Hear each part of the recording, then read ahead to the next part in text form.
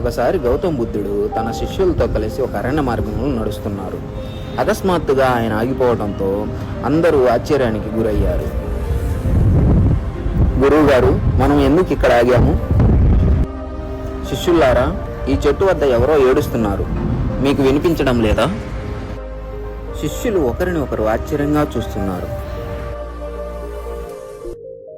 అప్పుడు బుద్ధుడు ముందుకు వెళ్ళి నేలపై పడి ఉన్న చిన్న మొక్కను చూస్తాడు. బుద్ధుడు చెట్టు వేడుపు వినడం కాదు, దాని బాధను అనుభవించడం. శిష్యులారా, ఈ చిన్న మొక్కను ఎవరో తొక్కేశారు, ఇది బ్రతకడానికి ప్రయత్నిస్తుంది, కానీ ఒంటరిగానే. గురువు గారు, ఇది ఒక మొక్కే కదా, మనం ఎందుకు బాధపడాలి? ఇవి మనుషుల్లాగా కాదు.